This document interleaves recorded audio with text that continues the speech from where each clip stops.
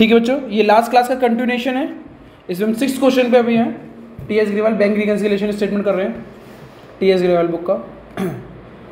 तो अगर हम इसको चेक करें,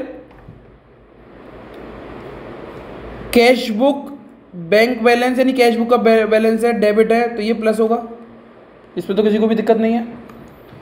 check has been issued for 30,000 out of which 20,000 were presented for payment, यानी आपने cash book equal to passbook 1 lakh equal to 1 lakh, आपने कितने का चेक इशूड करे थे, तो आप क्या चाहते थे कि बैंक में से कितने रुपए कट जाएं, 30,000 रुपये, पर बैंक ने काटे कितने, 24,000 ही प्रेजेंट हुए हैं, केवल 24,000 ही काटे। कितने रह गए, कितने रह गए, तो आपको 6,000 रुपये क्या बैलेंस है इस पर कैश बुक के हिसाब से क्या करने हैं, प्लस। तो यहाँ पे आप कितने रुपये प्लस करेंगे, 6,000। Done done. अब चेक करते हैं, ये तीसरा क्वेश्चन में ना 2 क्वेश्चन दे रखे हैं। एक पहला क्वेश्चन तो यहीं तक है और दूसरा क्वेश्चन यहाँ तक है, ठीक है ना। अ चेक ऑफ 8,400 डिपॉजिट, डिपॉजिट मतलब कैश बुक में प्लस हो रखा है, कब, 28 मार्च को, पर वो बैंक में क्रेडिटेड हुआ ही, बैंक में वो क्लियर हुआ ही नहीं है। स्क्रीन में देखते हैं, cash book equal to passbook 1 lakh equal to 1 lakh, 8,500 रुपये आपने तो प्लस कर लिया 28 मार्च को, ये पैसा आ गया होगा, और बैंक में वो पैसा अभी तक पहुंचा ही क्यों नहीं पहुंचा, साफ साफ लिखा हुआ है but had not been credited. Credited मतलब बैंक ने अभी उसको प्लस किया ही नहीं। आप कैश बुक के हिसाब से देखो, आप उसको जोड़ना ही तो चाह रहे थे, यहाँ भी तो चाह रहे थे कि यहाँ पे भी जुड़ जाए, पर यहाँ पे जोड़ा क्यों नहीं, क्योंकि इसको साफ साफ लगा हुआ not been credited in the bank. तो यहाँ पे अभी कितने रुपए दिखाई दे रहे हैं, तो क्या करो, 8,500 रुपये माइनस करो, 8,400 रुपये सॉरी, तो ये वाला आपको 8,400 माइनस का होगा, ठीक है ना। आगे का पढ़ते हैं, cheque entered in the cash book 3,000 रुपये यानी प्लस हो गया, क्या कर दिया, चेक एंटर का मतलब होता है प्लस करना। Cash book equal to passbook 1 lakh equal to 1 lakh, passbook में क्या हो गया ये प्लस, कितने रुपए का,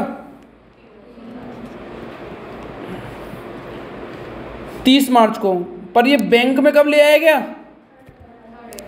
तो 31 मार्च तक ये बैंक में पहुंचा ही नहीं, 31 मार्च तक बैंक में पहुंचा ही नहीं, तो बैंक में कितने रुपए होंगे अभी भी, 1 लाख, क्या करना चाहिए, माइनस के 3,000।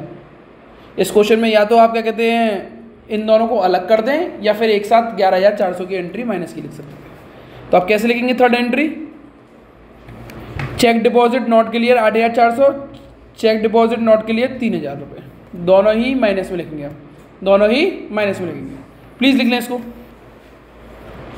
आगे, चेक फ्रॉम सुरेश 2,400 रुपये was deposited in the bank 26 मार्च को, कितने का चेक था बेटा, डिपॉजिट वर्ड है, तो कैश बुक, अब मैं देखो यहाँ पे बार बार कैश बुक पासबुक नहीं करूँगा, थोड़ा सोचना, कैश बुक में तो बढ़ गए ना, कितने रुपए बढ़ गए, एंड क्या हो गया वो डिसऑनर्ड हो गया, तो पासबुक में वो कैश बुक बढ़ी हुई है, पासबुक बढ़ी हुई नहीं है, तो क्या करोगे, माइनस के 2,400 रुपये, चेक डिसऑनर के नाम से, चेक डिसऑनर के नाम से, चेक डिसऑनर, ठीक है। आगे बढ़े बेटा, 5th एंट्री को पढ़ते हैं और देखते हैं क्या लिखा हुआ है, पासबुक शोड बैंक चार्जेस। कल मैंने आपको 2 वर्ड बताए थे, एक होता है बैंक इंटरेस्ट और एक होता है बैंक चार्जेस का मतलब होता है कटना, और यहां पे साफ साफ वर्ड भी दे रखा है debited, debited by the bank, bank का डेबिट क्या होता है, माइनस, तो यानी कैश बुक और पासबुक में दोनों बराबर बराबर थी, 1 लाख इक्वल टू 1 लाख, ठीक है ना, पर बैंक चार्जेस कितने माइनस कर दिए, 100, तो यहाँ पे अभी भी कितने हैं, 1 लाख, और यहाँ पे कम होगा, तो आपको क्या करना पड़ेगा, यहाँ पे 120 को माइनस 120, किस नाम से, बैंक चार्जेस 120 माइनस के, बैंक चार्जेस 120 माइनस के।